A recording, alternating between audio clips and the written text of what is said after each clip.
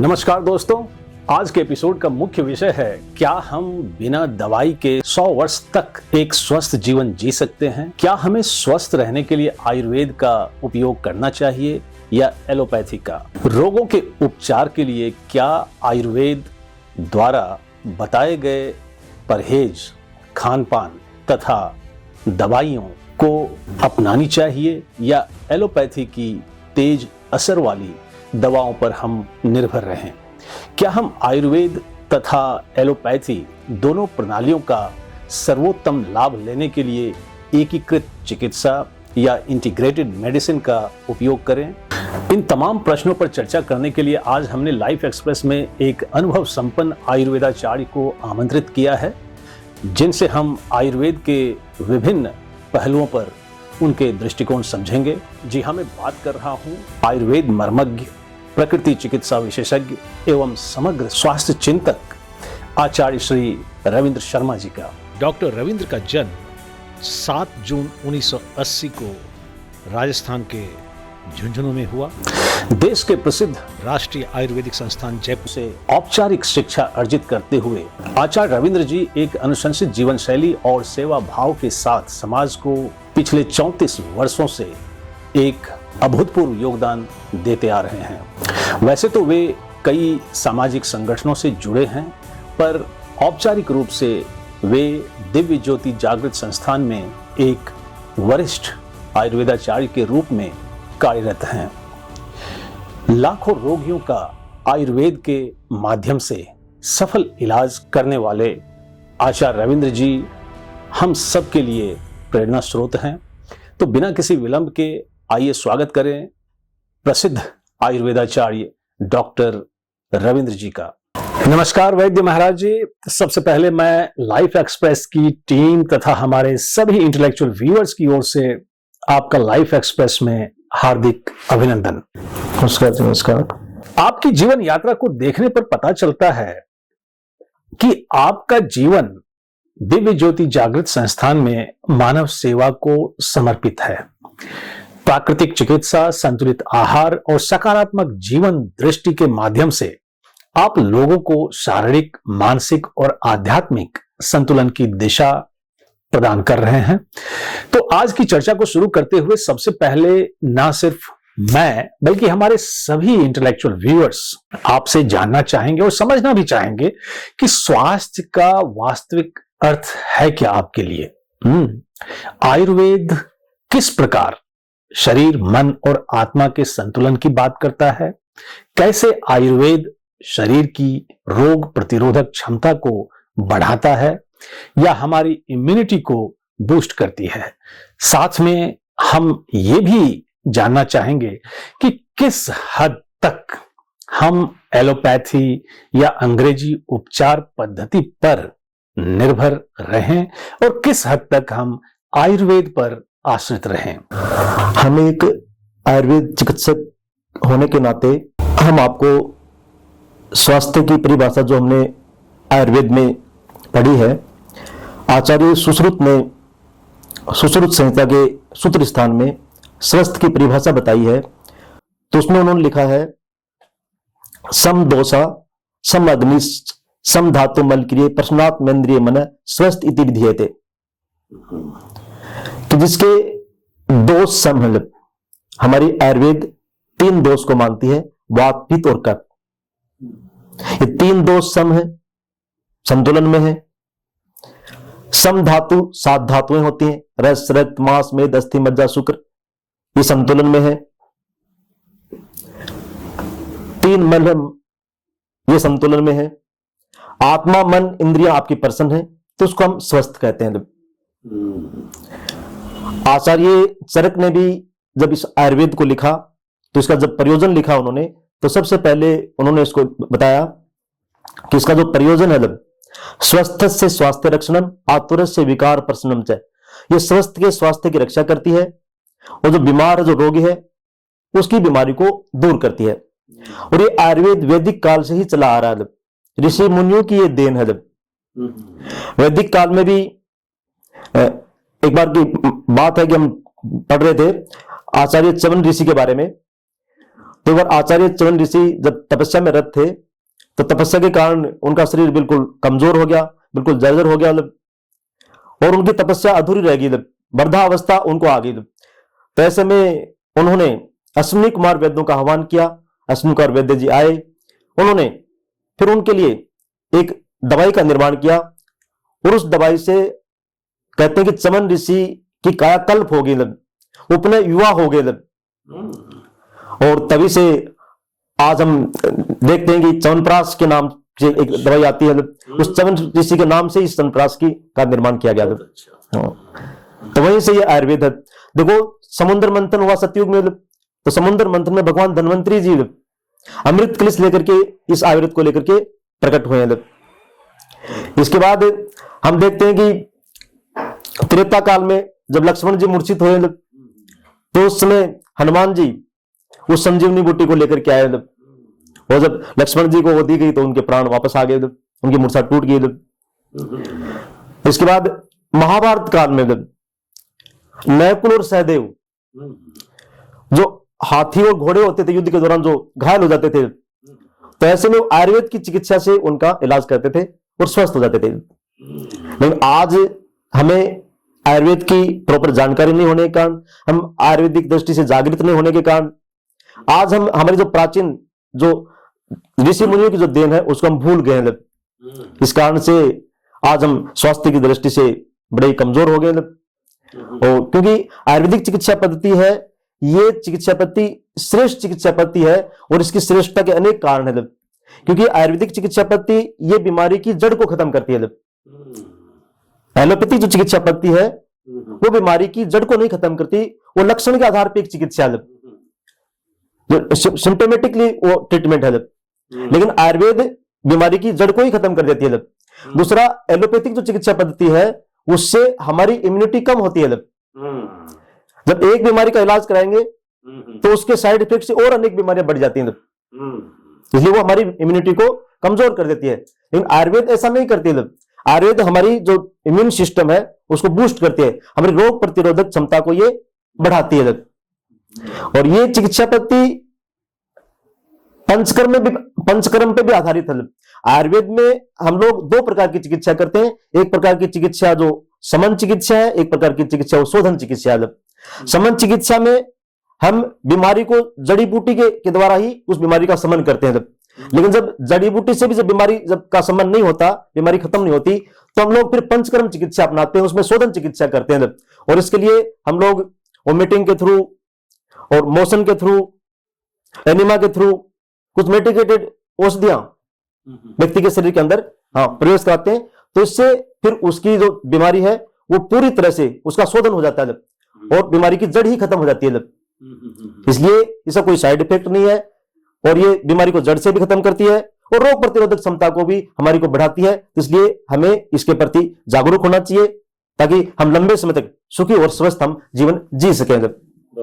आपने आयुर्वेद के गहन अध्ययन, अनुसंधान और व्यावहारिक प्रयोगों के माध्यम से न केवल रोग निवारण बल्कि समग्र स्वास्थ्य की अवधारणा को जन जन तक पहुंचाने का प्रेरणादायी कार्य किया है।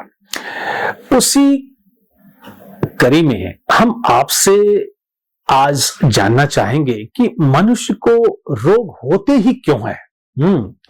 क्या हम बिना किसी दवाई के 100 वर्ष का एक स्वस्थ जीवन नहीं जी सकते?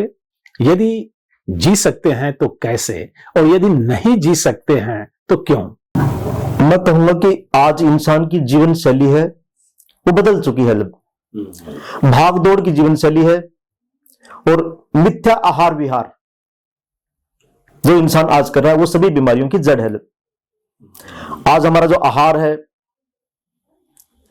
एक तो आहार भी शुद्ध नहीं है, क्योंकि हर चीज में आज केमिकल है, हर चीज में मिलावट है, हवा पानी भी दूषित है। क्योंकि आजकल जब भी किसी फसल को उगाया जाता है तो उसमें पेस्टिसाइड डाले जाते हैं, यूरिया, डीएपी आदि, तो इससे वो बिल्कुल दूषित है। सब्जियां आती हैं, वो गंदे नाले की सब्जियां हम लोग खाते हैं, केमिकल युक्त होती हैं। तो ऐसे में एक तो आहार हमारा दूषित है और इस आहार का हमारे स्वास्थ्य पे बहुत बड़ा असर है। कहते हैं जैसा खाए अन्न वैसा हो जाए मन। तो इस कारण से आज हम शरीर भी हमारा बीमार है और शरीर का असर हमारे मन पे भी आता है। और फिर हमारी जो रहन सहन है हमारा, जो हमारी दिनचर्या है, वो दिनचर्या भी आज सही नहीं है। क्योंकि प्राचीन समय में, मेरा तो गांव में जन्म हुआ, तो हम देखते थे कि बहुत जल्दी ही हम लोग शाम का भोजन कर लेते थे और 8 बजे तक तो पूरे गांव में बिल्कुल सन्नाटा ज्यादा था, सब सो रहे होते थे। तो क्या कि गांव में हम देखते थे कि हम बहुत जल्दी सो जाते थे और सुबह 4 बजे हम लोग सब उठ जाते थे।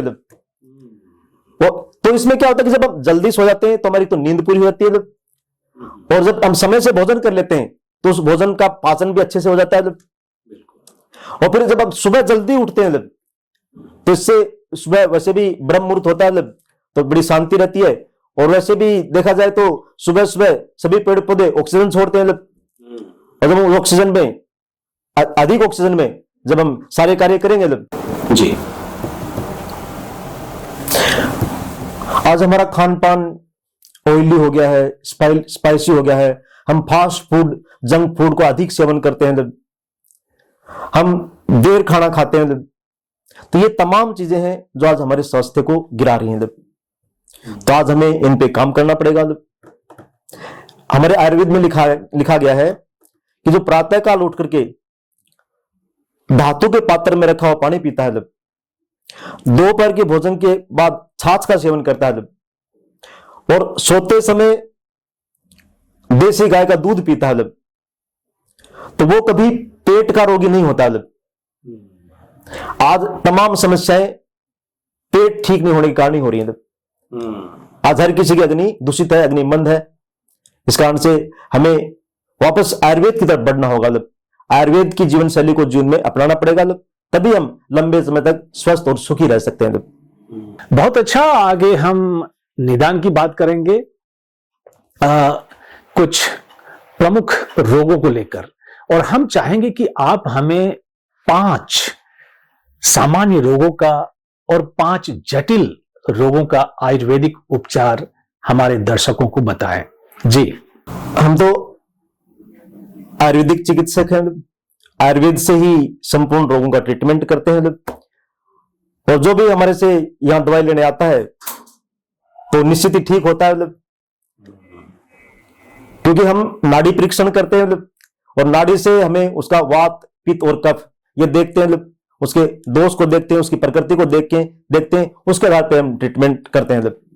तो सामान्य से आजकल हम देखते हैं कि गैस एसिडिटी की एक आम समस्या आज बनी हुई है समाज में। हर किसी को गैस एसिडिटी, घबराहट, बेचैनी, जी मिचलाना। तो इसके लिए बहुत कुछ करने की ज्यादा जरूरत नहीं है। इसका इलाज तो हमारी आयुर्वेद में बहुत इजी है, और जो हमारी किचन में भी उपलब्ध है। मैं कहूंगा कि आधा चम्मच जीरा, आधा चम्मच सौंफ, आधा चम्मच धनिया, इन तीनों को रात को 2 कप पानी में भिगो दीजिए, और सुबह उठ करके उस 2 कप को बॉईल करना है, गर्म करना है। जब वो आधा रह जाए, 2 कप जब 1 कप रह जाए, तो उसको छान करके 1 चुटकी सेंधा नमक डाल करके उसको पी लेना चाहिए खाली पेट में। अच्छा।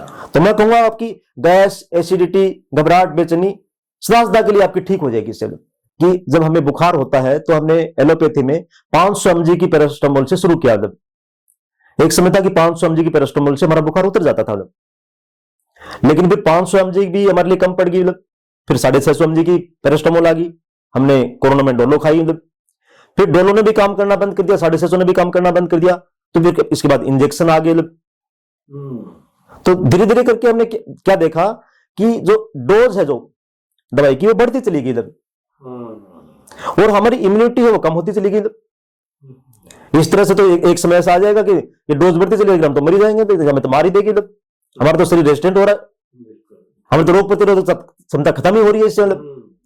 तो इस तरह से ये बड़ा दुष्प्रभाव है इस चिकित्सा पद्धति का। हाँ, तो हम इससे बचे।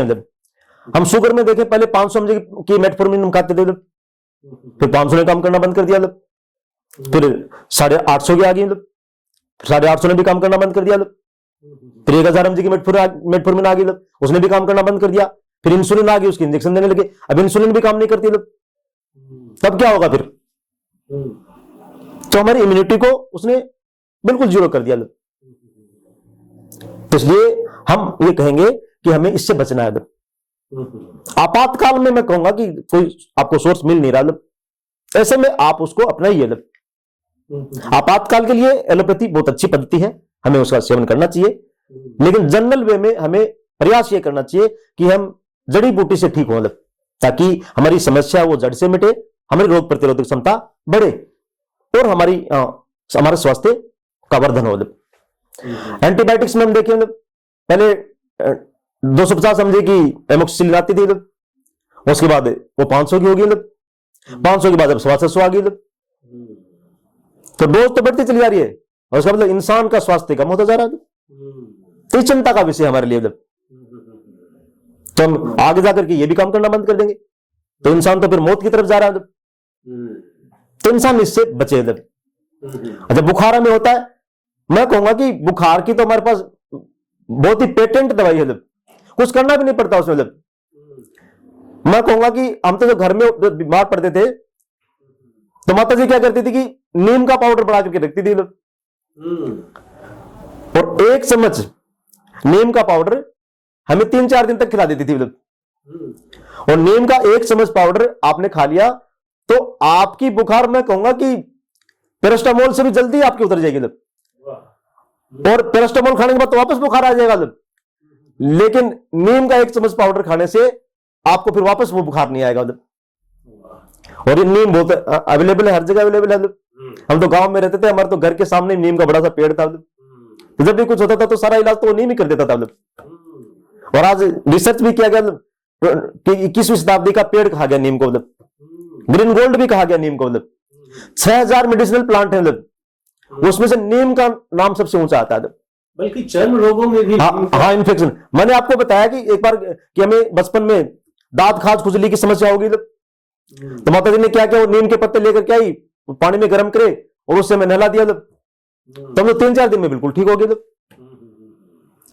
तो ऐसा हमारे आयुर्वेद में सब कुछ है, लेकिन आज जानकारी के अभाव में, जागृति के अभाव में आज हम लोग जागृत नहीं, तो इसलिए हम लोग आयुर्वेद के प्रति जागें और उसका सेवन करें और लंबे समय तक, और इससे हमारे स्वास्थ्य को प्रवर्धन करें। और भी जैसे आपने बताया कई रोग ऐसे हैं जो हमारे घर से ही ठीक होंगे। जैसे मैंने बुखार का एक बताया कि जो है नीम मैंने बताया, लेकिन नीम के साथ साथ 2 चीजें और बिल्कुल ऐड हो गई हैं। नीम के साथ यदि गिलोय और तुलसी भी यदि उसमें मिला ली जाए, तो वो किसी भी प्रकार की बीमारी हो, किसी भी प्रकार का बुखार हो, चाहे वो डेंगू हो, चाहे वो टाइफाइड हो, चाहे वो वायरल हो, चाहे वो सामान्य बुखार हो, यदि आप इस काढ़े से नीम, गिलोय और तुलसी, इसके काढ़े से यदि आपकी बुखार ठीक होगी तो भविष्य में आपकी इम्यूनिटी बन जाएगी, आपको वापस वो बीमारी नहीं आएगी, और आपके लिए जड़ से उस बीमारी का समाधान हो जाएगा। आज आपने बताया कि आज डायबिटीज से हम जूझ रहे हैं। डायबिटीज एक घातक बीमारी है, शरीर के लिए दीमक का काम कर देती है, और हम लोग बड़े परेशान है। तो उसके लिए भी कोई बहुत बड़ा कुछ नहीं है, एक तो लाइफ स्टाइल और खान पान इसमें मेन है, और दवाई, जो जड़ी बूटी की दवाई, जड़ी बूटी की दवाई में यदि हम लोग नीम, गुड़मार, हल्दी, आंवला, चिरायता,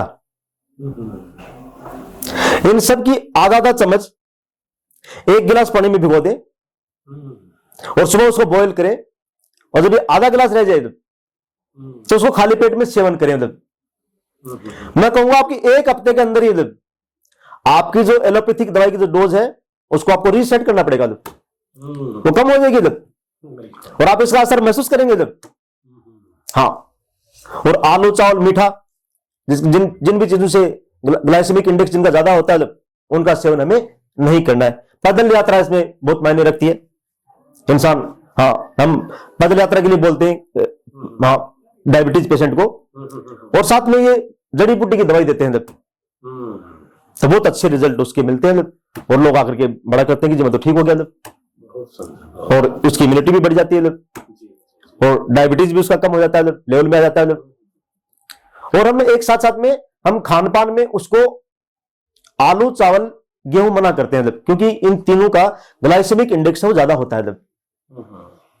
तो इसमें आचार्य चरक ने भी चरक संहिता में इसके लिए जौ की रोटी का विधान बताया। यदि डायबिटीज का पेशेंट जौ की रोटी का सेवन करता है, क्योंकि जौ का ग्लाइसेमिक इंडेक्स सबसे कम होता है, तो उसके सेवन से जौ की होगी, मक्का की होगी, जवार की होगी, रागी की होगी, तो यदि इस तरह से वो सेवन करता है इनका, तो डायबिटीज को वो लड़ सकता है पेशेंट और उसको ठीक हो सकता है और अपनी जिंदगी को खुशनुमा बना सकता है।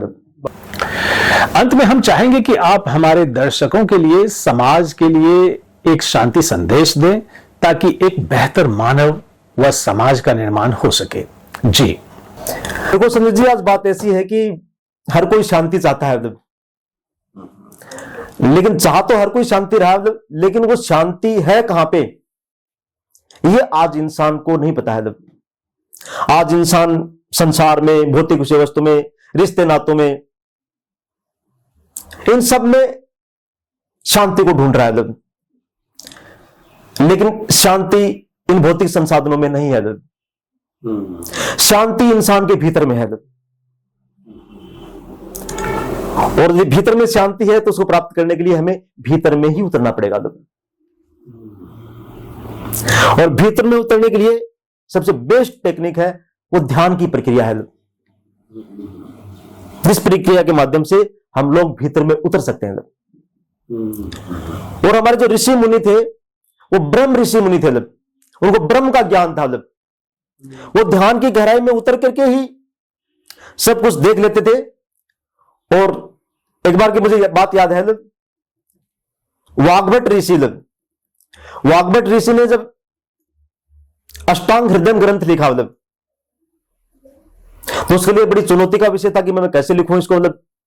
बहुत वृहद ग्रंथ है, बहुत सारा इसमें जड़ी बूटियों के बारे में और चिकित्सा के बारे में मुझे लिखना है, ताकि आगे भविष्य में मानव देश समाज इसको काम में लेकर के स्वस्थ रहे। तो उन्होंने बहुत अधिक ध्यान किया। उनके गुरुजी थे आचार्य चरक, उन्होंने उनसे ब्रह्म ज्ञान की दीक्षा प्राप्त की, और दीक्षा प्राप्त करके उन्होंने बहुत गहन ध्यान किया, बहुत लंबा समय तक ध्यान किया। और फिर जब ध्यान उनका बहुत गहरा हो गया, तो वो फिर कहते हैं कि जब मैं किसी भी जड़ी बूटी के पास जाता हूं, तो जड़ी बूटी की चेतना और मेरी चेतना एक हो जाती है, और वो जड़ी बूटी स्वयं मुझे बताती है कि मैं इस काम आती हूं, और उसके आधार पर फिर मैंने पूरे ग्रंथ की रचना करी, अष्टांग हृदय की। तो इस ध्यान की गहराई में उतर के उन्होंने इन धर्म ग्रंथों को लिखा। तो इंसान यदि इस ध्यान की प्रॉपर पद्धति को यदि जीवन में अपना ले, तो वो सुखी हो जाएगा, शांत हो जाएगा, संतुष्ट हो जाएगा। महात्मा बुद्ध के जीवन की भी मुझे बात याद आ रही है। थोड़ा मैं धार्मिक होने के नाते एक बार महात्मा बुद्ध अपने पिताजी से पूछते हैं, पिताजी हमारे पास बहुत संसाधन है, राजपाट है, धन दौलत है, भगवान का दिया सब कुछ है, तो क्या इस राजपाट, इस धन दौलत, इन संसाधनों के होते हुए क्या मुझे कोई बीमारी नहीं लगेगी, और क्या सारे भौतिक संसाधन मुझे बूढ़ा नहीं होने देंगे, और क्या इन संसाधनों के होते मुझे मौत नहीं आएगी। और फिर लास्ट में बहुत ही अच्छा क्वेश्चन करता, जैसे आपने मेरे से पूछा, तो उन्होंने कहा कि भी क्या मैं शांत हो जाऊंगा इन सब चीजों से। तो वहां पे महात्मा बुद्ध के जो पिताजी राजा सुधोधन होते हैं, वो कहते हैं कि देखो बेटा, बात ऐसी है कि मैंने भी ये सारी दुनिया देखी है, ये शरीर है, तो इसमें कभी ना कभी कोई ना कोई रोग किसी न किसी को लगा ही रहता है। इंसान जन्म लेता है, फिर युवा होता है, फिर बुढ़ापा आता है, तो इंसान बूढ़ा भी हो जाता है, और ये सभी ने आना है, इससे कोई बच नहीं सकता। और मौत तो जन्म के साथ ही लिख दी जाती है, चाहे वो राजा हो, चाहे कोई रंग हो, चाहे फकीर हो, ये शरीर है, एक दिन छोड़ना पड़ेगा। और फिर जिस शांति की बात है, तो उनके पिताजी ने कहा कि बेटा, जिस शांति की बात कर रहा है वो शांति तेरे भीतर में है, और उस भीतर की शांति को प्राप्त करने के लिए तुझे किसी श्रोत्रिय ब्रह्मनिष्ठ गुरु के पास जाना पड़ेगा, और उससे ध्यान की प्रक्रिया सीखनी पड़ेगी, तो फिर जाकर के तू शांत हो जाएगा। और फिर उनके अंदर वैराग जागता है। उन्होंने उस शांति की खोज करी, और इस शांति की खोज के दौरान उनको एक संत सुजाता गुरु मिलती है। वो गुरु दिव्य दृष्टि के माध्यम से उनको अंदर में उस आत्मा परमात्मा का साक्षात्कार कराती है, और फिर वो ध्यान करते हैं जब, और ध्यान करने के बाद उनका जीवन बड़ा ही सुखी और शांत हो जाता है, और फिर सारी दुनिया को वो शांति का पाठ पढ़ाते हैं महात्मा बुद्ध। और उन्होंने लिखा फिर लास्ट में, मेडिटेशन इज लाइफ। और आज हम देखते हैं कि पार्कों में वो ध्यान करते हुए बैठे हैं। तुम्हारे लिए प्रेरणा का विषय है कि शांति इंसान संसार में नहीं है, भौतिक विषय वस्तु में नहीं है, रिश्ते नातों में नहीं है, वो शांति तेरे भीतर में है। और इस भीतर की शांति को प्राप्त करने के लिए तुझे इंट्रोवर्ट होना पड़ेगा, और इंट्रोवर्ट होने के लिए ऐसे सूत्र ब्रह्मनिष्ठ गुरु के पास जाना पड़ेगा जो खुद इंट्रोवर्ट है।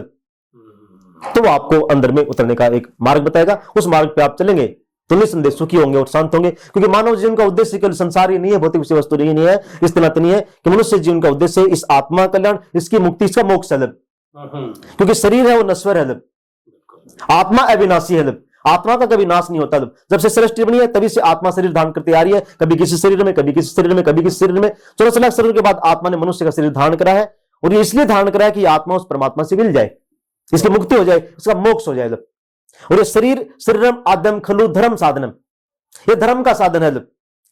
और धर्म की परिभाषा में मैं एक शब्द में कहूं तो एक बार विवेकानंद जी से किसी ने पूछा था कि व्हाट इज रिलीजन, तो उन्होंने एक ही शब्द में बताया था कि religion is realization of God. उस भगवान का अंतर्गत में साक्षात्कार कर लेना ही धर्म है। ये एक ही है, अनेक नहीं है। तो इसलिए हम उस एक जो आत्मा परमात्मा उसको जाने, क्योंकि आत्मा के लिए शरीर कपड़ा है। जिस प्रकार से अपन पुराने कपड़े छोड़ देते हैं, नए कपड़े पहन लेते हैं, वैसे ही आत्मा इस पुराने शरीर को छोड़ देगी, अब नए शरीर में जाएगी। अब नए कौन से शरीर में जाएगी, वो अपने कर्मों के आधार पे ये अपना नया शरीर धारण करेगी। लेकिन हमने, क्योंकि कहा गया कि साधन धाम मोक्ष के द्वारा, मानव का तन ही मोक्ष मुक्ति का साधन है। मनुष्य के अलावा जितने भी शरीर है उनको भगवान ने मोक्ष मुक्ति कल्याण भक्ति का ये उनको अधिकार नहीं दिया। इसलिए भगवान शंकर भी कहते हैं, बहुत सुंदर बात कहते हैं, क्योंकि हम तो शिव जी की भी भक्ति करते हैं, तो वो कहते हैं कि उमा कहूं मैं अनुभव अपना, सत्य हरि भजन जगत सब सपना। सत्य तो ईश्वर है, उसकी भक्ति है। बाकी संसार तो एक सपने की मान्यता है। जिस प्रकार से हम सपना देखते हैं रात में, पता क्या क्या देख लेते हैं, कहां चले जाते हैं, लेकिन जब वो सपना टूटता है तो हम अपने आप को बिस्तर पे ही पाते हैं। बहुत सुंदर। तो हम सत्य जो ईश्वर है, आत्मा परमात्मा, उससे जुड़े, तभी हम जीवन सुखी और शांत हम हो सकते हैं। बहुत अच्छा, आज आपने हमें भगवान बुद्ध और स्वामी विवेकानंद का भी याद दिलाया, जिन्होंने लाइफ को और गॉड को इतने अच्छे से परिभाषित किया।